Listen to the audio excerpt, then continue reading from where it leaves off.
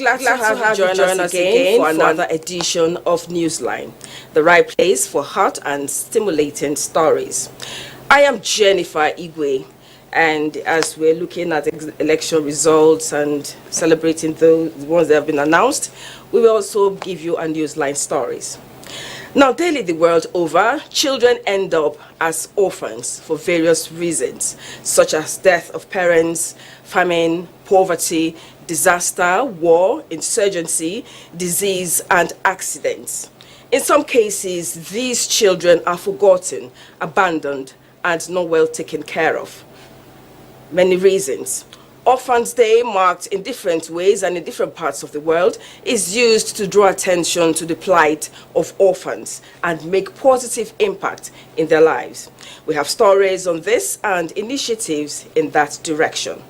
We also have a report of an orphan that ended up in an alarming state after a family member threw her and her siblings out to the streets upon the tragic death of their parents. It's something we need to watch and a call for action. Now, still on tragic incidents, do you remember the viral video of a boy who was asking his mother to calm down in the year 2020? Another video concerning her went viral recently, a heartbreaking one about her allegedly committing suicide. Our correspondent is on the case, he's following up on it, and his findings you need to watch. Then, on a happy note, we have recognitions and celebrations by brands, including a fashion initiative to promote Nigerian clothes and styles. So we have all that and more. But we'll start with the news segment, and as usual, my colleague from Abuja is ready. So, Elizabeth, over to you. Thank you so much, Jennifer, and thanks for joining us in Abuja. President Bola Tinubu has arrived Jeddah for onward journey to Mecca to perform lesser pilgrimage. Now to the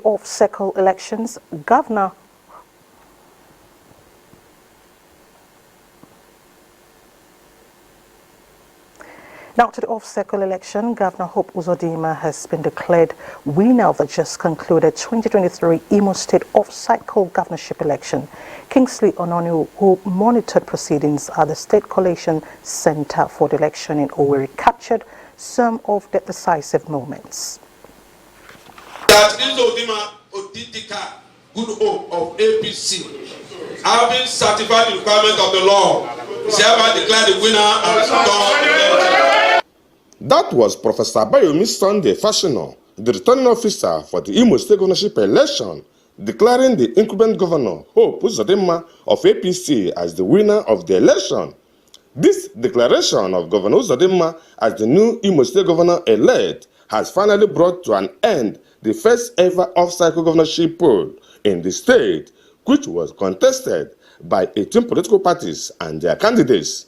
However, before the declaration of the winner of the election, the State Collation Center for the governorship election was thrown into a chaotic session following some issues raised against the electoral exercise by some agents of the rival political parties. The election has irregularities. They cannot continue with collation until these issues are sorted out. I can't understand why the return officers, honorable return officer from the local government, will be coming to present these fake things. The situation later became worse following an attack on the agent of the Labour Party, Calostos Ihejagwa, by unidentified persons. APC agent Cyprian Akolisa and other members of the party described the victory of Governor Uzodinma as well-deserved. This victory is for the Imo people. It is a victory for continuation of the massive development that the governor is providing for Imo people. The governor has done a lot that justifies him coming back for the second term.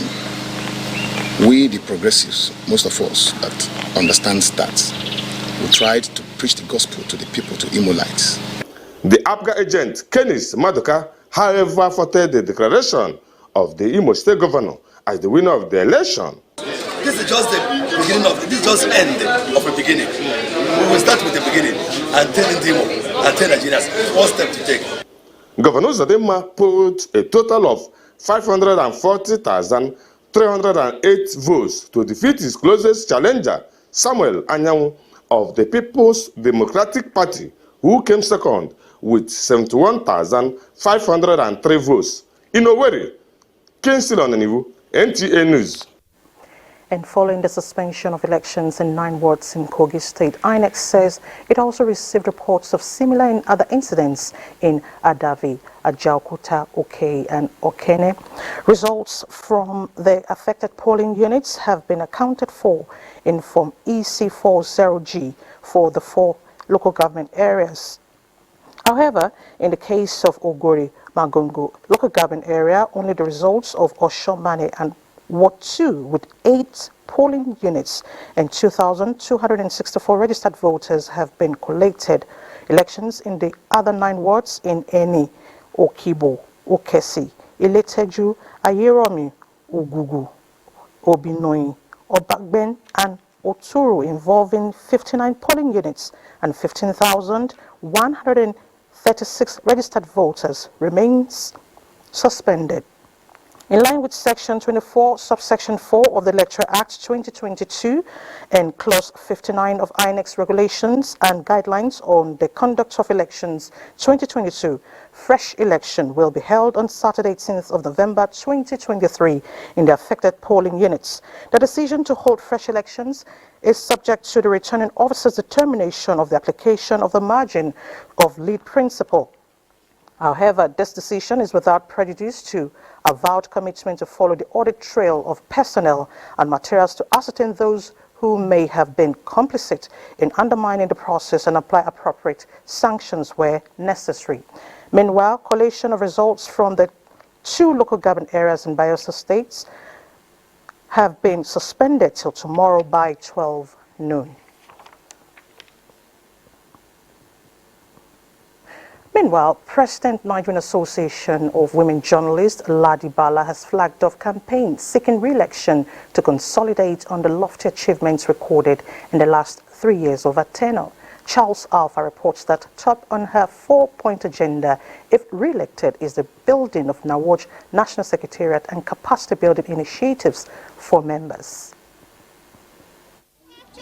It is another election year for the Nigerian Association of Women Journalists, and 25th of this month could prove decisive for their overall ambition for a well-established structure and key decision process in governance. That is why members from various states converged on Abuja to flag off campaign and rally support for the incumbent president of the association, Ladi Bala, who they believe is endowed with a vision and determination to take Nawaj to the next great heights after so many groundbreaking achievements during her first 3 years.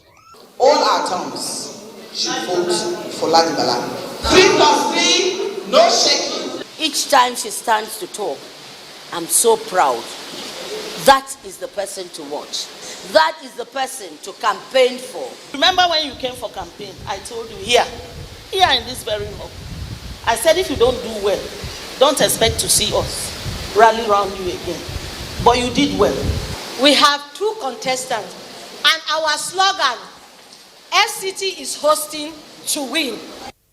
For the president, Ladi Bala, the priorities will be to build the Nawaj Secretariat, capacity of members on digital storytelling, leverage international partnership around issues on gender and women participation in governance. The paying of rent in Abuja is not easy, so we are going to hurriedly see that in the next 12 months that we have a secretariat on ground. This is one, a big project. Nawaj is planning to apply for a license, a community radio license, so that we have our own radio station where we tell the Nigerian woman's story. The women here have decided giving Ladi Bala another 3 years won't be a bad idea, and as such have asked members to speak with one voice, barring all differences, and come together. Charles Alpha, NTA News. Away from electoral matters, Nigeria's First Lady Oluremi Tinubu has described President of the Christian Association of Nigeria, Most Reverend Daniel Oko, as a bridge builder whose official and spiritual dispositions have helped to strengthen interreligious harmony in the country. She stated this while felicitating with the cleric at a ceremony to mark his 60th birthday in Abuja. Represented by wife of the Senate President, Ikaite Akpabio, the First Lady says beyond encouraging an atmosphere of prayers for the well-being of the country, the current president has also distinguished himself as a detribalized Nigerian with an unyielding stand for religious peace and harmony. You on how you've been leading us with calmness.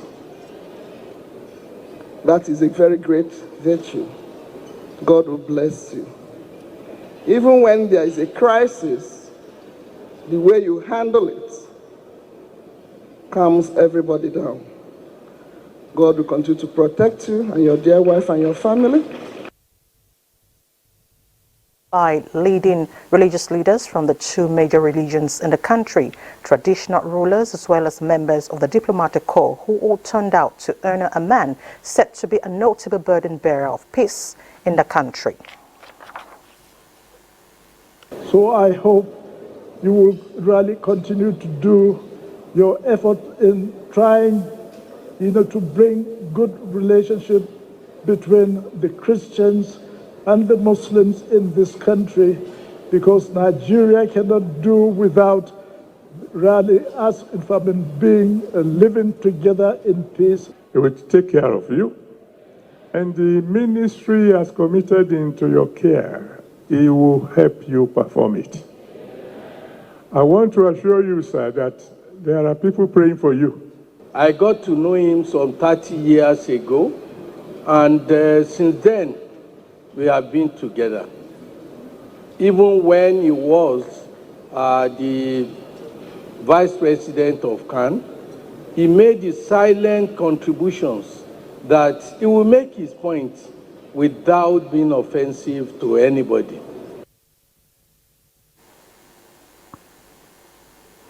Well, the Secretary to the Government of the Federation, George Akume, has led a delegation to condole with the Ambassador at Large to the African Region, International Human Rights Commission, Dr.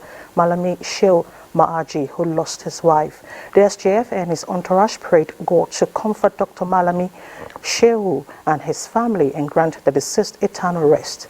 Meanwhile, Sultan of Sokoto, ministers, senators, heads of security agencies, traditional leaders, former presidential candidates of Action Alliance, Hamza Al-Mustafa, politicians, and the daughter of the president, Tinubu, Iyaloja Folashade Tinubu, were amongst dignitaries who paid condolence visits to the family, expressing their concerns. Shehu expressed his appreciation to dignitaries who were there physically and those who sent messages despite their tight schedule.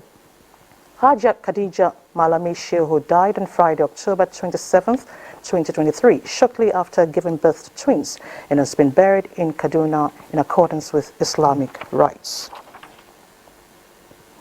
And the Okoli family of Umeze Amobia, Oka South Anambra State, wishes to announce the passing of their patriarch Felix Chukwuemeka Okoli. He was aged 84.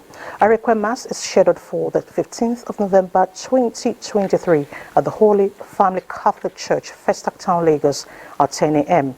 Wake and Holy Mass 6th of December at his residence, 6 Ezonyi Lane, Umeze Amobia, Oka South. Burial Mass will hold on the 7th of December at St. Joseph Catholic Church, Maryland, Omobia, Oka South at 9 a.m. Interment will follow at his residence. Entertainment of guests and funeral rites at number 4 Okogu Street, Umeze, Amobia, Oka South. Thanksgiving service 10th of December at St. Joseph Catholic Church, Maryland, Amobia, Oka South at 9 a.m.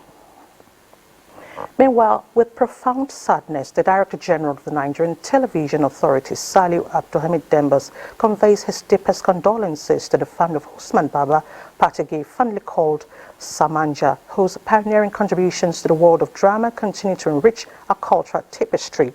As the Nigerian Television Authority mourns the loss of a true luminary and trailblazer who shaped the very essence of storytelling on our screen, the DG adds that his unparalleled talent, dedication and creativity set new standards in the industry, leaving an indelible mark that will resonate through generations.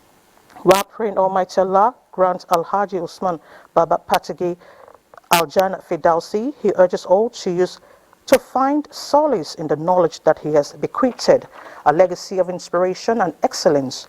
During this sober moment, the DG prays God to grant the family strength and comfort in the memories of his extraordinary life.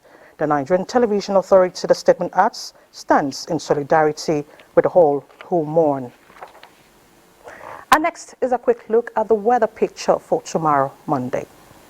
To the weather forecast, we expect to start the day with sunny skies and a bit of haziness to the north, while patches of cloud with sunshine intervals are expected to the central cities and the southern region, with prospect of morning thunderstorms to parts of Akwa Ibom and Cross River State. And as the day progresses, we expect isolated thunderstorms across parts of Taraba, southern Benue, parts of Ogun, Ondo, Oshun, Abia, Imo, Edo, Ekiti, and the stretch of the coastal cities. I leave you with the forecast across some selected cities. See you again.